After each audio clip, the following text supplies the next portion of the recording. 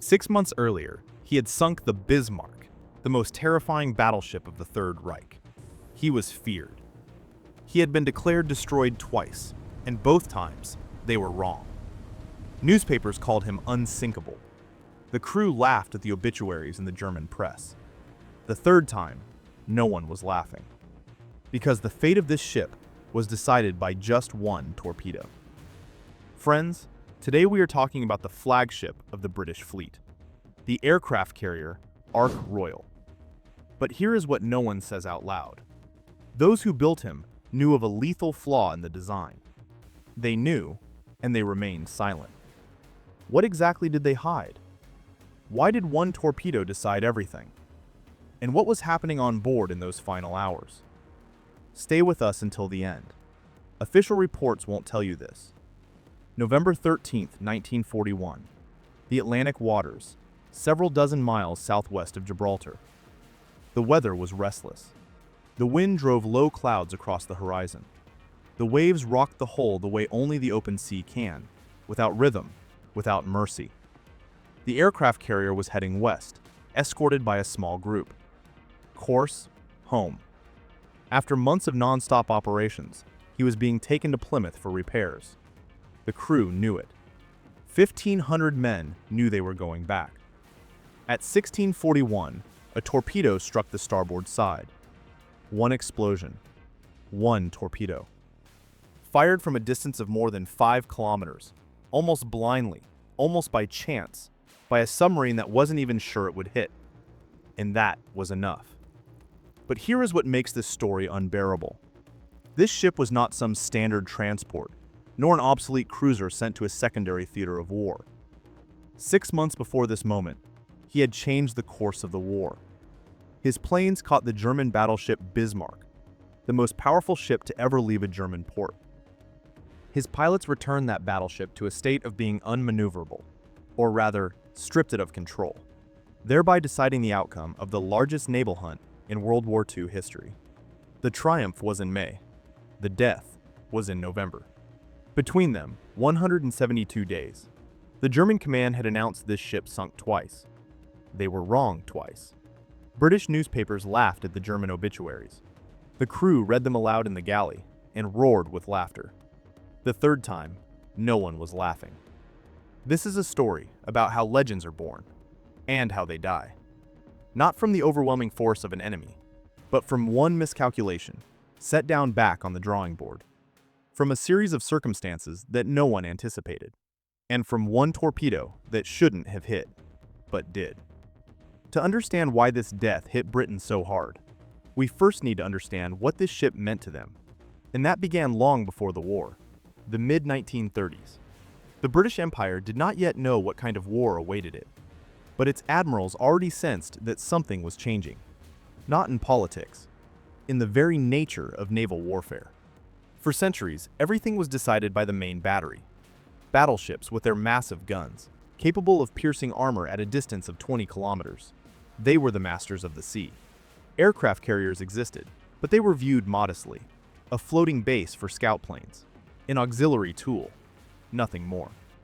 The British Admiralty decided to challenge this logic. In 1934, design began on a ship destined to prove that an aircraft carrier could be not just fleet support, but its main weapon. Large, autonomous, capable of operating far from shore without the help of battleships. In 1935, the keel was laid at the Camel Laird shipyard in Birkenhead. The workers who came to the yard that morning didn't know they were building a ship that would go down in history. They were just welding steel, riveting frames, doing their job. Imagine the scale. 243 meters long, 22,000 tons of displacement, a flight deck capable of carrying over 60 aircraft. For 1936, this was something the world had never seen in such execution. This was the first British aircraft carrier designed from scratch for a specific task, rather than based on an existing hull. On April 13, 1936, the ship was launched. He was named Ark Royal, the Royal Ark. This name had been held by the British Navy with pride since the 16th century. The first Ark Royal fought against the Spanish Armada in 1588. The name wasn't just a title, it was a promise. After the launch, trials began. 2 years of checks, tweaks, and calibrations. In 1938, the ship officially entered the Royal Navy. Pilots, mechanics, radio operators, and gunners began to arrive on board. The Air Group was formed, the living heart of the carrier. The foundation consisted of Fairey Swordfish torpedo bombers, biplanes. Yes, biplanes, with 2 pairs of wings at the end of the 30s. Against German monoplanes, they looked archaic. But they had an advantage few understood. They flew so slowly that modern anti-aircraft systems simply couldn't lock onto them. Anti-aircraft defense was designed for fast targets. The Swordfish would slip through almost unnoticed. This paradox, an obsolete plane as a lethal weapon, would become key at the most important moment of the Ark Royal's career. By 1939, the crew numbered over 1,600 men. People from different cities, different families. Stokers from Liverpool, navigators from Edinburgh, young pilots who had barely turned 20. For most of them, Ark Royal became home. Noisy, cramped, smelling of machine oil and sea salt. And here is a key point, a moment no one noticed at the time. A miscalculation was built into the ship's design. Not a gross error, a subtle, systemic one. All key mechanisms, pumps, boilers, control systems, were concentrated in a few vulnerable zones. No redundancy. No separation into independent compartments. One serious hit in a specific point could strip the ship of everything at once: electricity, steering, and the ability to fight flooding. The engineers understood this. There are indirect mentions of this vulnerability in the reports, but the ship was being built under tight deadlines, amid rising political anxiety. Compromises were made. A few years later, they would come back to haunt them. But for now, September 1939, Germany invades Poland. Britain declares war. Ark Royal puts to sea. And the war immediately tests him, hard, without warning. The war didn't begin with parades or grand speeches.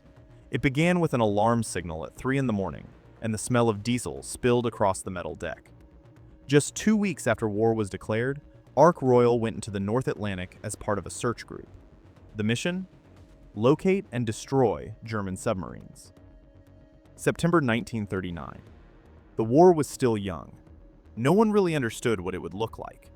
Commanders acted on pre-war manuals. The manuals would soon prove useless. September 14th, 1939. A gray Atlantic morning. The watch officer on the bridge looks through binoculars at the horizon, with a familiar, almost mechanical gaze. Nothing. Waves. Sky. More waves. At that moment, underwater, a few hundred meters away, the German submarine U-39 had already taken position. The commander peers into the periscope. Before him is a massive aircraft carrier, the largest target one could imagine. He gives the order. Torpedoes are fired. On Ark Royal, the lookouts saw the foamy trails at the very last moment. Torpedoes! Starboard side! The commander did not hesitate. He was already turning the ship. The aircraft carrier, weighing 22,000 tons, began to maneuver, slowly, tensely, as if resisting physics itself. Every second counted. The torpedoes were coming straight on. They passed within a few meters of the bow. A few meters. This wasn't pure tactical mastery. This was the brink where history could have gone a completely different way. Ark Royal could have perished in the first month of the war without having done anything of significance. But he survived, and the submarine U-39 did not. Escort destroyers detected it and destroyed it with depth charges. It was the first German submarine sunk in World War II. The Ark Royal crew let out a breath, but the relief didn't last long. That same autumn, German aviation began hunting for the carrier. Planes of the Luftwaffe attacked him several times, unsuccessfully. The anti-aircraft gunners worked skillfully. The crew learned quickly, and the ship escaped unharmed time after time. And then, the German command did something unexpected. It declared Ark Royal sunk, officially, via state radio, with details. At that time, the ship was calmly following its course.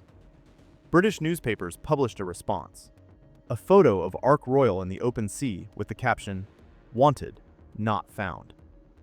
Churchill quoted the German report in Parliament and added with dry humor, "I am glad to inform the House that the ship has safely reached port." The crew laughed. And they were right. But one shouldn't laugh for too long. Spring 1940 brought a new mission. Germany launched Operation Weserübung, the invasion of Norway and Denmark. British command threw the fleet north to support Norwegian resistance forces and cut German maritime communication lines. Ark Royal entered the Norwegian fjords. Imagine this picture. Narrow gorges between cliffs, the water almost black from its depth. The shores hang over the decks so close it feels like you could reach out and touch the stone. An aircraft carrier, 240 meters long, traveling through water that was made for fishing boats, not warships of this class. It was a risk. The command understood that, but the situation left no choice. In the port of Bergen stood the German cruiser Königsberg, modern, well-armed. Already damaged by Norwegian shore batteries, but still combat-capable. Destroying it with surface forces was extremely difficult. The port was covered by anti-aircraft artillery, and the approaches were under the control of German aviation. On April 10, 1940, 16 Blackburn Skua planes took off from Ark Royal's deck and headed for Bergen. Dive bombers, two-seaters. Not the fastest, but accurate enough. The crews flew toward the target over the fjords at low altitude, trying to avoid radar detection. They attacked from a dive. The anti-aircraft guns opened fire in return. 3 bombs hit the Königsberg. That was enough. The cruiser caught fire and sank right in the port. 16 planes returned to the carrier. What happened that day over Bergen changed naval doctrine forever. Königsberg became the first major combat ship in history to be sunk solely by aviation during active combat operations. Not by accident, not as a result of a combined attack. Planes, and only planes, went on the hunt and returned with a victory. Admirals all over the world read the reports from Bergen and reread them again. Until that moment, the battleship was considered the undisputed master of the sea. No plane could pose a serious threat to a heavily armored warship, or so it was thought. Norway shattered that confidence with a single combat episode. Japanese admirals drew their conclusions. American ones, theirs. And the Germans, theirs too. Ark Royal returned from the north with a reputation that was now undeniable. This wasn't just a large ship, it was a hunter. But here's the question no one asked out loud back then. A hunter that stays in the field for too long eventually turns into prey. This isn't pessimism, it's a law of war that has been confirmed time and again since the beginning of time. In the summer of 1940, Ark Royal received a new order. He was being transferred to the Mediterranean, to the hottest spot on the map of the war, to where German and Italian aviation were already waiting for him, and where a new name awaited: Unsinkable. This nickname would soon play a cruel trick on him. The Mediterranean looks deceptive. Blue water, bright sun, white caps on the horizon. Tourists who come here in peacetime see beauty. Military sailors in 1940 saw something else. An exposed space without cover, where you could be found from the air, from the sea, and from underwater simultaneously. In the summer of 1940, Ark Royal entered these waters.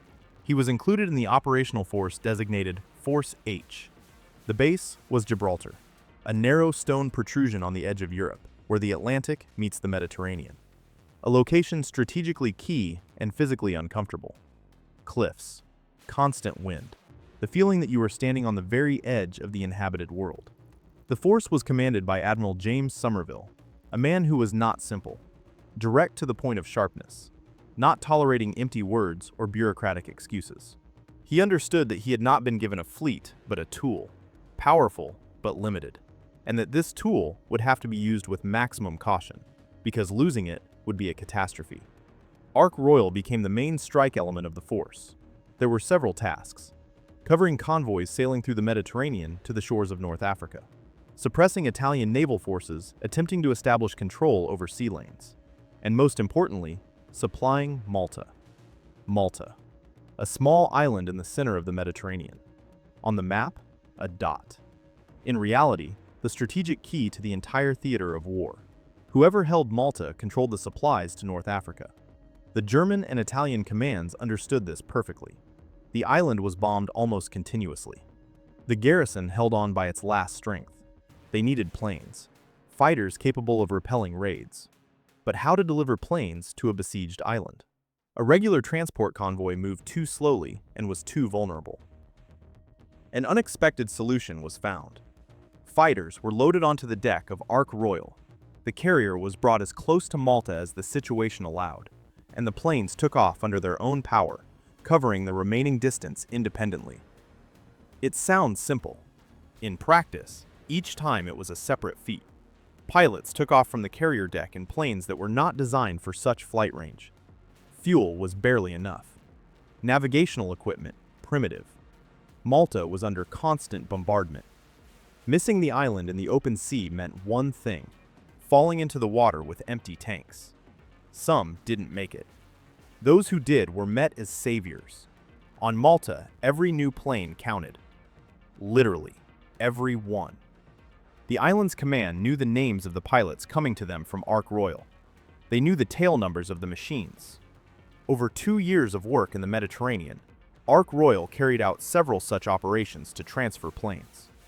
Each one under the threat of an air attack.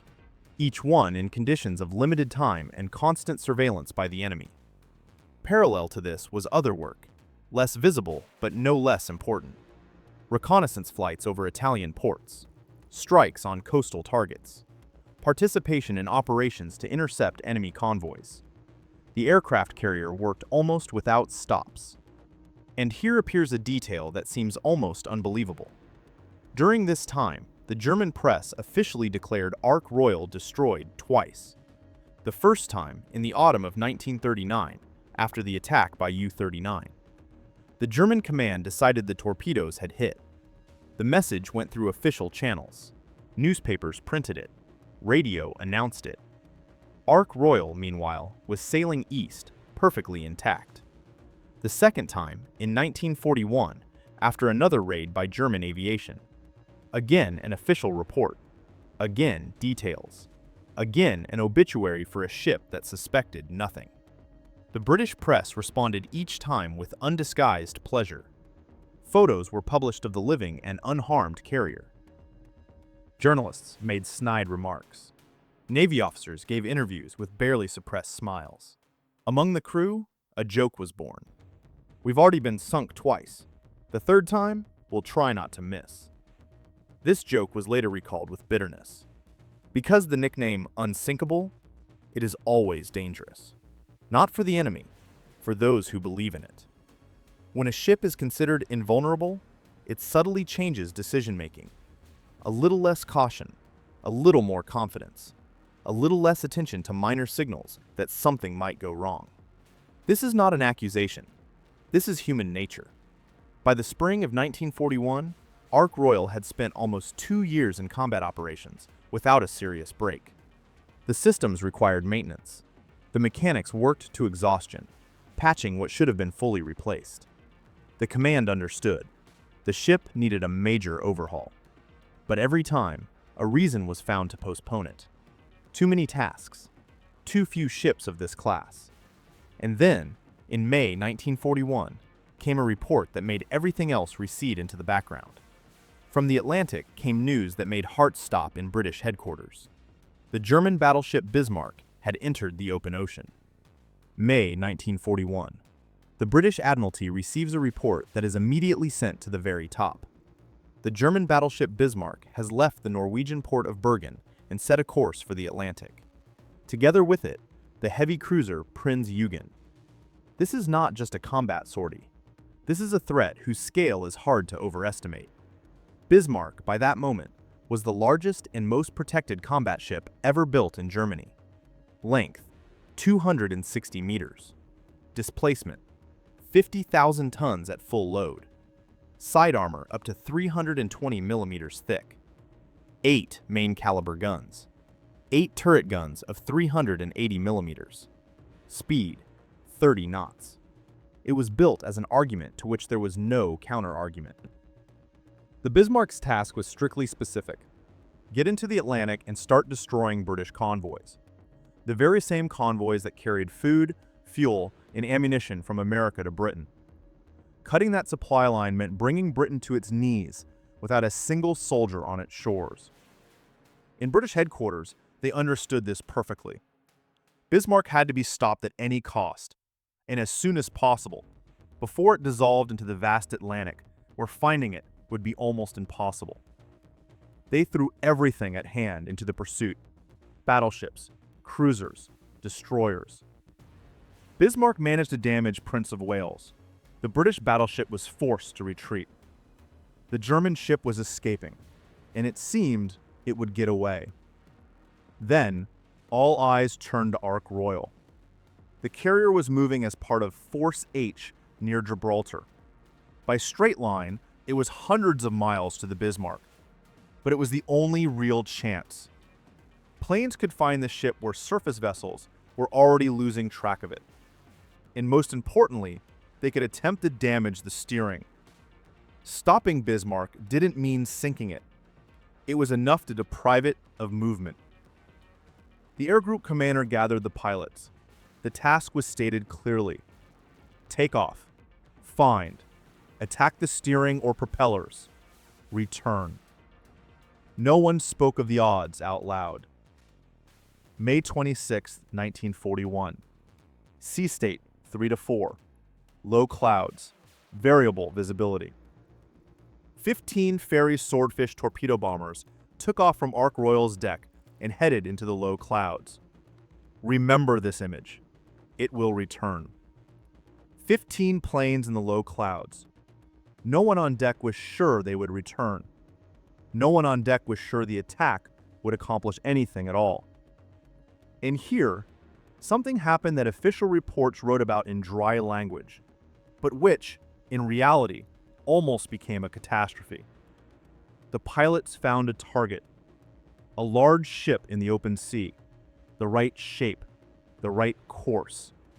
They began their approach. On board the British cruiser Sheffield at that moment, lookouts saw planes with torpedoes diving from the clouds toward them. Their own planes. It was a monstrous navigational error. Sheffield was sailing in the same area, and the pilots mistook it for Bismarck. Torpedoes were released. Some exploded prematurely, due to faulty fuses that reacted to the waves. The rest, Sheffield managed to evade. The ship remained intact. The crew, alive. The pilots returned to Ark Royal in silence. Imagine this silence in the hangar bay. People who had just almost sunk their own cruiser. Mechanics rearming the planes. Commanders looking at the map and realizing there might not be a second chance. Bismarck is escaping. It is getting dark. Time is running out. Torpedoes were replaced, this time with contact fuses. The crews took their places again. 15 planes went back into the clouds. This time, they found the right target. The attack took place in the most difficult conditions. Bismarck's anti-aircraft artillery opened fire immediately. The sky around the planes bloomed with black bursts. The Swordfish, slow, vulnerable, exposed on all sides, headed into the attack at low altitude, over the waves, under the fire of one of the most heavily armed ships in the world. Not a single plane was shot down. There were 2 hits. One torpedo struck the midship. That was good, but didn't decide the outcome. The second in the very stern, in the steering gear. Bismarck began to steer in circles. Its rudder was jammed in the left hard-a-port position. Fixing the damage in the open sea under the threat of new attacks was impossible. The ship lost the ability to follow a set course. It could only move, chaotically, unpredictably, not where it needed to go. The next morning, it was caught by the British battleships King George V and Rodney. Bismarck was sunk on May 27, 1941. Confirmation arrived on Ark Royal.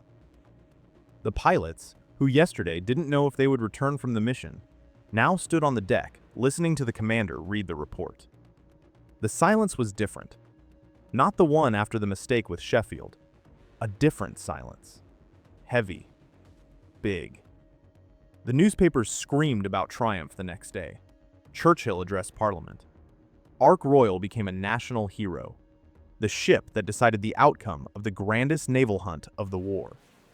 This was the peak, the absolute pinnacle of the carrier's combat career.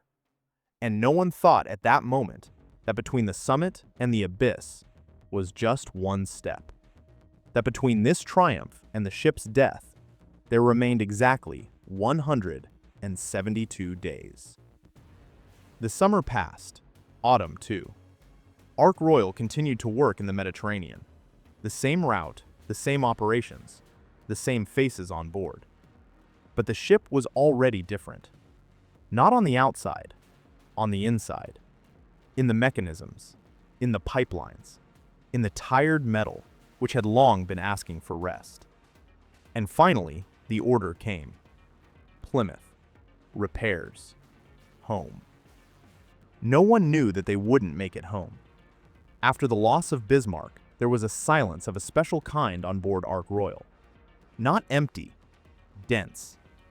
It's like that when people have done something very big and haven't yet had time to process it. Then came the congratulations. Then the newspapers. Then the routine.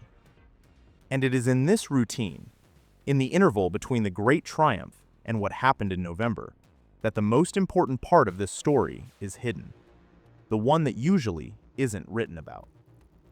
Summer 1941, the Mediterranean. Ark Royal continues to work. The same routes, the same tasks. Delivering planes to Malta, covering convoys, reconnaissance flights over the Italian coast. Day after day, week after week. From the outside, it looked like standard military service. From the inside, completely different. The engine room. Imagine this space. Low ceilings, the constant roar of turbines. The temperature above 40 degrees, even on a cool day. The smell of hot metal, machine oil, and sweat. It seeps into clothes, into the skin. You barely notice it anymore. The mechanics work in this hell in shifts, 4 hours each, because a person simply cannot withstand more physically. Chief Mechanic Thomas Ward was one of those who knew the ship best of all. Not from drawings, by sound, by the vibration under his feet, by how the tone of the turbine changes depending on the load. By the autumn of 1941, he was hearing things in that sound he liked less and less. The boilers had been working under overload for months.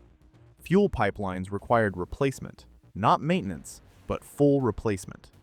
Some valves in the water ballast system were sticking upon opening. These weren't catastrophic failures. Each one individually was tolerable. Together, they added up to a picture that an experienced man read unambiguously. The ship was tired. Not metaphorically, literally. Metal that works under constant load without sufficient maintenance behaves predictably. It accumulates fatigue in its structure, micro cracks, weakened connections, gaskets that hold but not as they should. Ward submitted reports, regularly, through the chain of command. The answer each time was roughly the same. Received, noted, at the first opportunity. The first opportunity never came. You are probably wondering, why wasn't the ship sent for repairs earlier? That is a reasonable question, and the answer is uncomfortable. In 1941, the Royal Navy was experiencing an acute shortage of large aircraft carriers. Ark Royal was one of the few ships of that class capable of operating in the Mediterranean theater. Every time the conversation turned to repairs, an operation was found that required his presence. Delivering planes to Malta, covering a convoy, supporting an amphibious landing. That is how military logic works. It is cruel and understandable at the same time. October 1941. The ship is still in the Mediterranean. It was during this period that second-class mechanic Arthur Pierce began keeping a diary, a small notebook with a brown cover, in pencil, short entries after his shift, before the lights went out in the bunk room. This diary survived. It was found among Pierce's belongings after the war, and some entries from it. This is not an official document or a military report. This is the voice of a man who lived on this ship. Entry from October 3rd.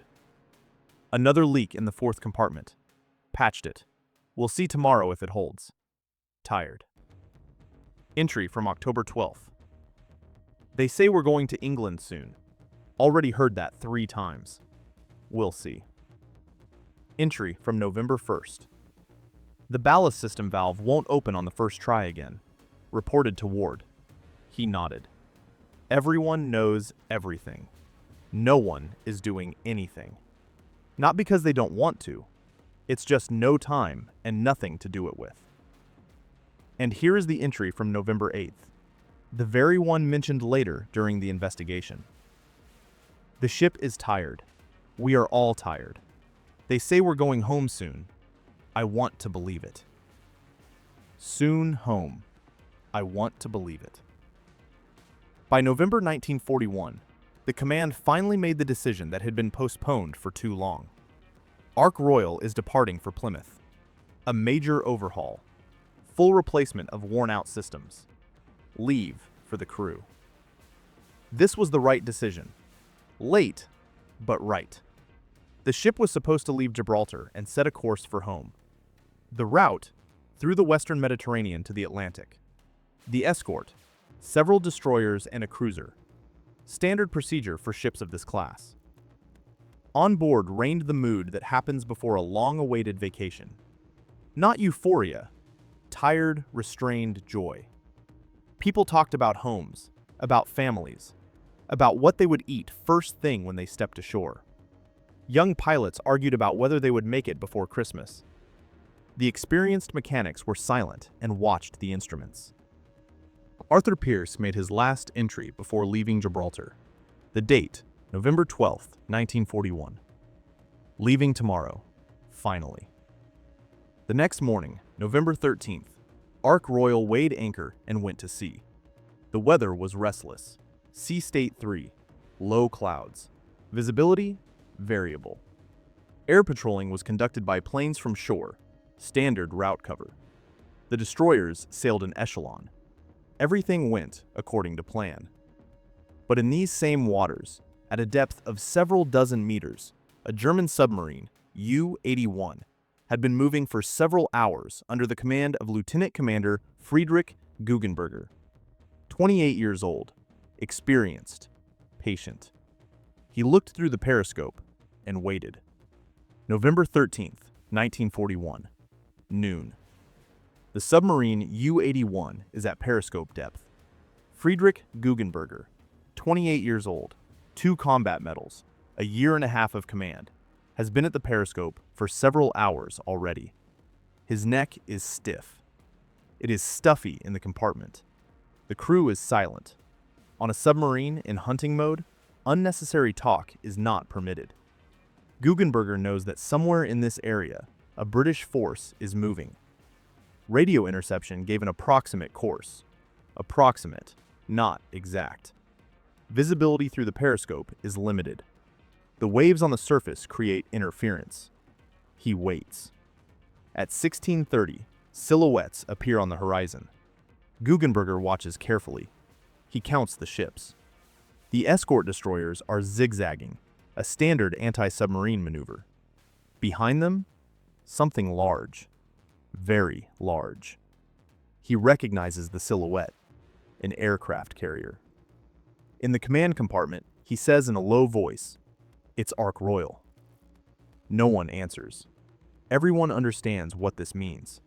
The situation was, in his own words, spoken after the war, almost hopeless from a tactical point of view.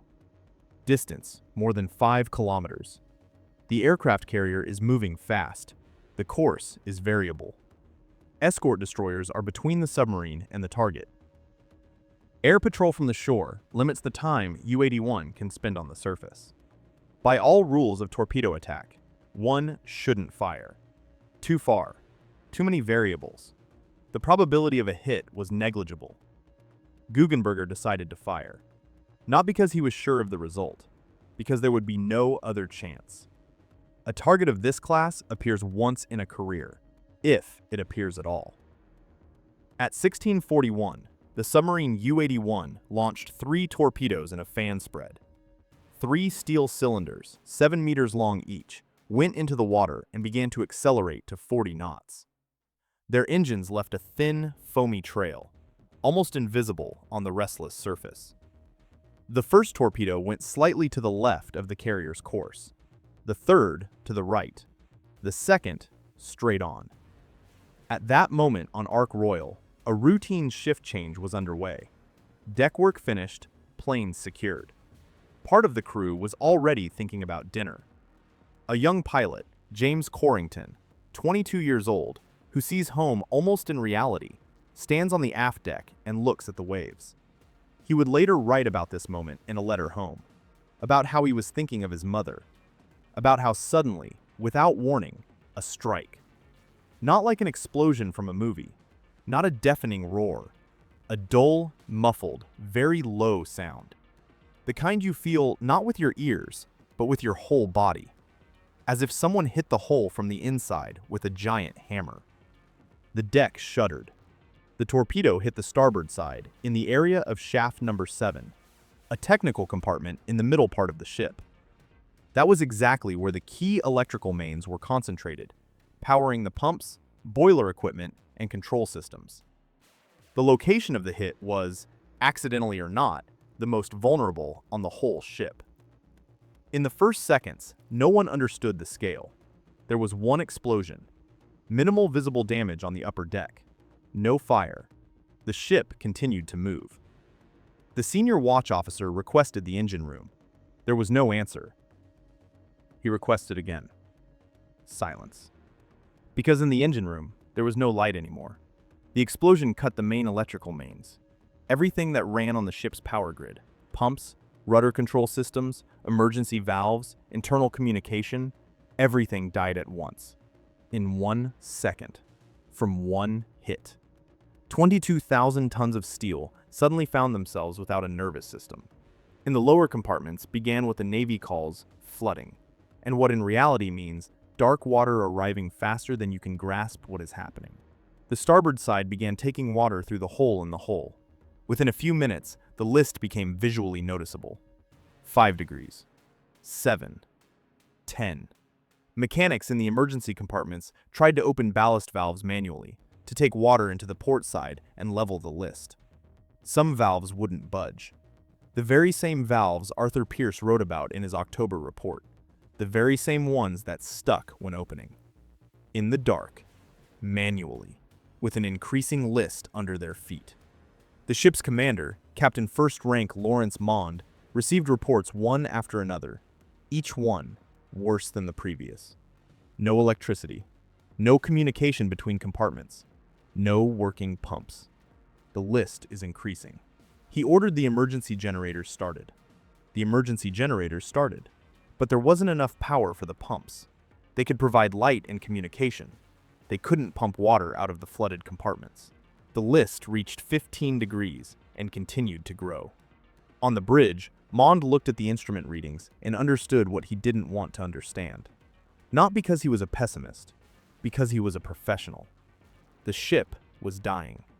Not because the enemy was too strong, not because the crew fought poorly, but because one torpedo, fired almost at random from a distance of 5 kilometers, hit the only place where a single hit could disable everything at once. Guggenberger, learning about the result of the attack after returning to base, said, and these words were preserved in post-war interviews, "I didn't aim for that spot. I wasn't even sure I would hit. War is not just mastery. Sometimes it's just what happens." Just what happens. The aircraft carrier that defeated Bismarck. The ship that was sunk twice in the newspapers and returned each time. The pride of the Royal Navy. A home to 1,500 people. Got 1 torpedo. 1. Out of 3 fired at random, from a distance where a hit was almost impossible. And that was enough. Because the torpedo hit correctly, and the ship was built incorrectly.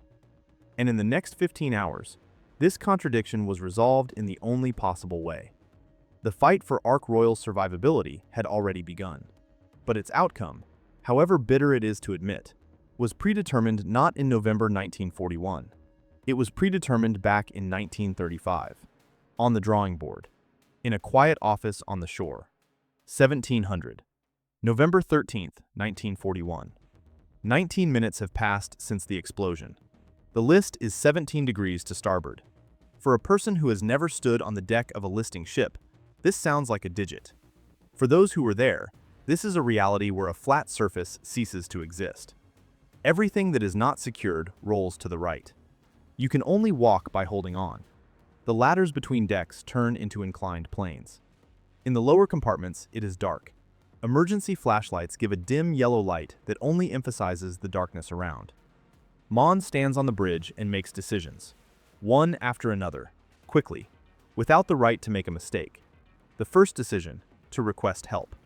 The escort destroyers immediately receive the order to pull up to the side. The cruiser stands nearby, at a distance sufficient for help, but not close enough to be under threat from a possible submarine itself. The second decision, to try to take the aircraft carrier in tow. Towing a ship with a displacement of 22,000 tons with an increasing list is not an operation from a manual. This is an improvisation in conditions where every minute changes the situation for the worse. But Gibraltar was close. If it were possible to attach a towing line and keep the ship afloat long enough, there is a chance to bring it to shallow water. Mon believed in this chance, or forced himself to believe. The destroyer Legion came up from the stern and began attaching the towing cable. The operation was slow. The list made it hard to work. The waves didn't allow for maintaining a constant distance. Sailors on both ships worked in silence, focused, with that special precision of movement that appears in people when they understand. One mistake, and that's it. The towing end was attached. The cable pulled tight. Ark Royal began to move slowly toward Gibraltar. 1830. The list is 22 degrees. In the engine room, a group of mechanics under the command of Petty Officer William Brown continued to fight the flooding manually, without electricity, without pumps, with emergency flashlights strapped to their heads. The water arrived through the bulkheads, not rapidly, but methodically, unstoppably, as if it had all the time in the world.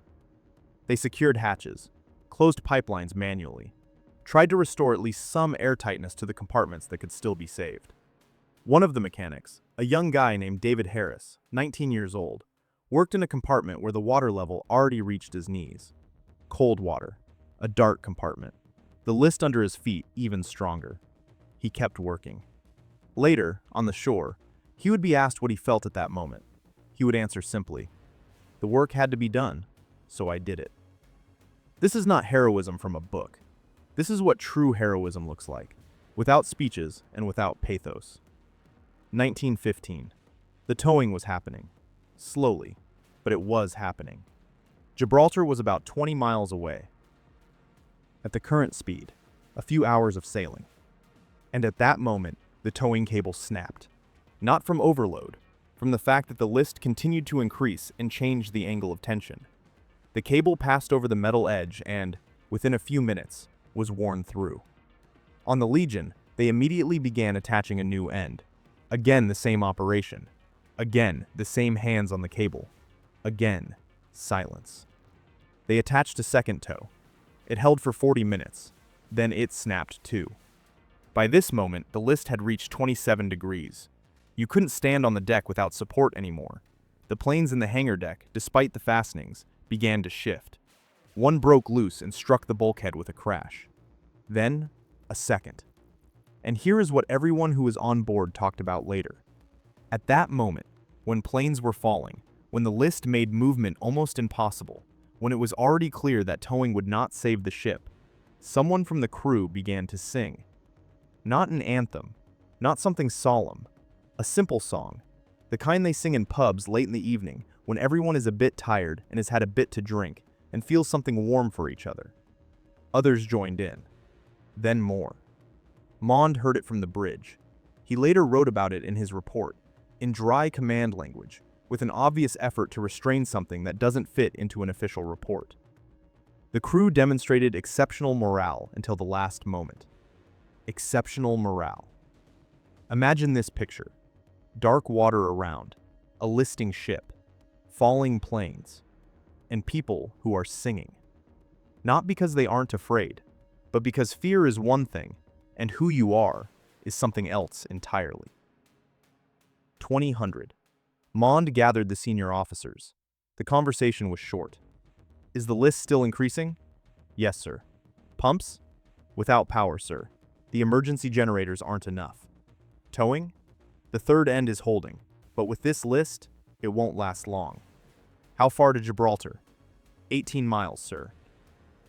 At current speed, about 4 hours, if the cable holds. Mound was silent. The officers waited. Begin evacuation. This decision came to him not because he gave up, but because he understood. A ship can be lost, but the crew cannot. 1,500 people are more important than 22,000 tons of steel. Even legendary steel. Even Ark Royal.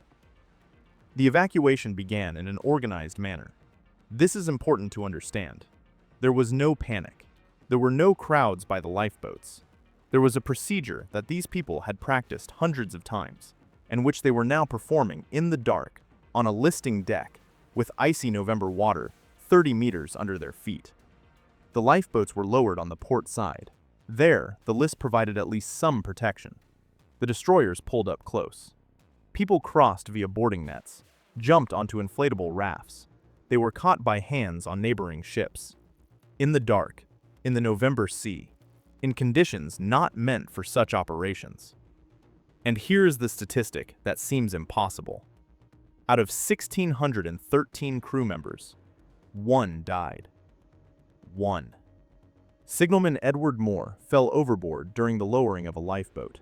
They didn't have time to pick him up. Darkness, high wave. 1 person out of 1,613. This is not a coincidence.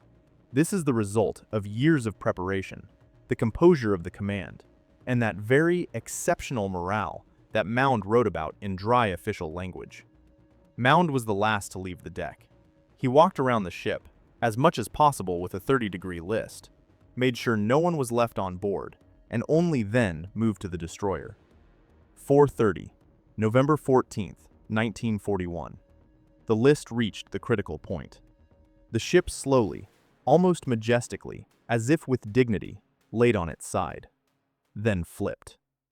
At 7:13 on November 14th, 1941, Ark Royal disappeared underwater. On the surface remained only what always remains: fuel oil, debris, a few floating items without owners. The cold November sea closed over him as indifferently as it closes over any other ship. It does not know what it is burying. The escort picked up the last people and set a course for Gibraltar. At dawn, they entered the port. They were already waiting on the shore. The news arrived before the ships. In London, Churchill received the report early in the morning. In Berlin, the German command received confirmation from Guggenberger. This time, not erroneous. A few days later, the investigation began. Quiet. Closed. Without unnecessary publicity. Because what it was supposed to find out was uncomfortable for many. The ship perished not from the overwhelming power of the enemy. It perished from how it was built. And this had to be admitted, honestly and without excuses. Admit it and draw conclusions. Before it got even worse. When a large ship sinks, a question always arises. Not immediately. First, shock. Then, grief. Then, anger. And only then, when emotions settle a little, comes the cold, uncomfortable, absolutely necessary question. How was this possible? In November 1941, the Admiralty created a special commission to investigate the loss of Ark Royal. Not for the press. For the press, there was another story, about the heroic crew and an enemy torpedo. The commission worked behind closed doors. The materials were classified for several decades, because what it established was uncomfortable. Let's break this down into parts, just as the commission did. Not to blame anyone specifically, but to understand how tragedies of this kind are structured. Because they almost never happen from one cause. They happen from a chain of decisions, each of which seemed reasonable individually. First, concentration of vital systems. Return mentally to what happened at the moment of the explosion. One torpedo, one hit, and a complete loss of electrical power, loss of rudder control, failure of pumps, loss of internal communication. Everything at once, simultaneously, from one blow. This is not a coincidence of hitting a particularly vulnerable spot. This is a systemic problem of design. The main electrical mains feeding all critical ship systems were laid in one zone, without redundancy, without duplication into independent circuits, without separation by the ship's sides. The Commission established, if the same mains had been separated into two independent circuits, port and starboard, one hit could not have disabled both circuits simultaneously. The ship would have retained at least partial power. The pumps would have continued to work. The fight for survivability would have had a real chance of success. But the mains were not separated. Why? The Commission gave an answer that sounds dry, and because of that, even more bitter. In the design process, a decision was made in favor of simplifying the electrical scheme. Fewer cables, fewer connections, easier maintenance in peacetime. This lowered construction costs and simplified technical maintenance. A reasonable decision. In peacetime. On paper. Second, fuel pipelines. After the explosion, even before the main flooding began, fuel vapors spread inside the ship. This was connected to the location of fuel pipelines in immediate proximity to the explosion site and their insufficient protection against impact loads. Fuel vapors did not lead to a fire, and this was pure luck.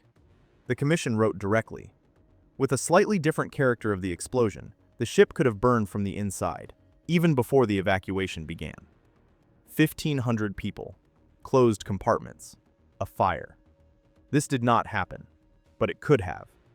And the Commission did not allow itself to just be happy that it didn't happen. Third, emergency valves. Remember the entries of mechanic Arthur Pierce? Ballast system valves that stuck when opening. Reports that were submitted and remained unanswered. The Commission established, at the critical moment, when the crew was trying to manually level the list, part of the emergency valves did not budge. Not because they were faulty, but because they constructively required a special tool for manual opening in list conditions. The tool existed. It was there. But getting to it in the dark, in an inclined, flooding compartment, in the time available, turned out to be impossible. This is called an ergonomics error. The valve works correctly. The tool exists. But in real accident conditions, the system doesn't work as it should. Fourth, where? The Commission was honest enough to ask this question directly. Ark Royal had been in continuous combat operations from September 1939 to November 1941. 2 years and 2 months, practically without major maintenance. A range of systems had been working beyond their calculated resource. Some pipeline connections had fatigue deformations. The Commission formulated the conclusion cautiously, but clearly enough for those who knew how to read between the lines. Timely withdrawal of the ship for repairs could have changed the picture of its survivability upon being hit by a torpedo. Timely. That is, earlier than planned. That is, the command knew and postponed it. For understandable reasons. For reasons that seem absolutely logical in wartime, but which led to what they led. And here, a moment that did not make it into the official report. One of the Commission members wrote in a personal letter to a colleague.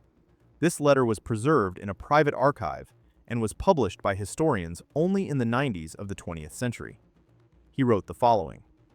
"We built a magnificent ship. We just forgot to make sure that it knows how to survive. A magnificent ship that doesn't know how to survive. This is a verdict. Not for the crew. The crew acted flawlessly. Not for the escort command. The escort did everything possible. This is a verdict on a design system that optimized the ship for battle and did not fully think about what would happen when the battle didn't go according to plan." The Admiralty accepted the Commission's conclusions, quietly, without public statements, without resignations, without official apologies. This was war, and there was no time for such things. But the conclusions were taken seriously. When designing the next generation of British aircraft carriers, carriers of the illustrious and indomitable classes, designers returned to these conclusions and worked with them as a direct technical requirement. Electrical mains were separated into independent circuits along the sides. Emergency pumps received autonomous power. Ballast system valves were redesigned for manual operation without special tools. Fuel pipelines were moved to protected zones outside potential hit points. Each of these changes had a price. Ark Royal paid this price. There is a bitter military logic in how progress moves. Each technical solution that saves lives in the future is often written in the lives of the past. This is not consolation. This is simply the truth that military historians live with, and which civilian people prefer not to think about for too long. The Commission closed its work in early 1942. The materials were classified. The ship lies on the bottom. The war continues. And one question remained, not technical, not tactical. Simple. Where exactly does he lie? The location of the sinking was known approximately 30 miles southwest of Gibraltar. Depth, presumably several hundred meters. But there were no exact coordinates. Searches were not conducted in wartime. No reason to. After the war, too, they were in no hurry. Ark Royal disappeared, not just underwater, but from navigation charts. For decades, no one knew where exactly the ship that changed the course of the war rested. Finding it turned out to be unexpectedly difficult. For decades, no one knew where he lay. The sinking coordinates were approximate. Searches were not conducted in wartime. After the war, other worries, other priorities. Ark Royal remained on the bottom as quietly as large things sink, without announcements, without ceremonies, just disappearing from sight. In 2002, a British expedition found him. Depth 900 meters, 30 miles southwest of Gibraltar. Exactly where he should have been, but exactly where no one knew. Cameras went down. On the screens appeared what remained. The hull lies upside down, just as it went underwater that November morning. The metal is covered with growths. Outlines can be guessed, but barely.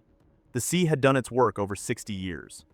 Researchers could identify fragments of the flight deck, parts of the superstructure, gun mounts that never fired on that last day.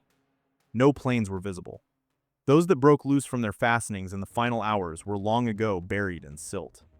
Divers did not go down. The depth didn't allow it. Only cameras. Only the light of floodlights in the cold, dark water. Only the silence, which is absolute at 900 meters. The site is officially registered as a military burial site of Great Britain. This is an important detail. Not a museum, not a tourist object. A military burial site. Because Edward Moore, the signalman who fell overboard in the darkness of that November night, stayed there. One person out of 1,613. He is there. And the ship is there. Together.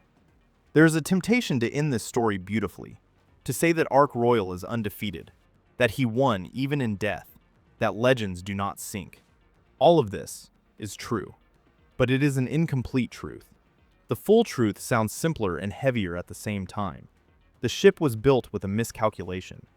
This miscalculation was not corrected for years, for understandable reasons, by military necessity, by human inertia. One torpedo found this weak spot, almost by chance, from a distance where a hit was unlikely. And the ship perished.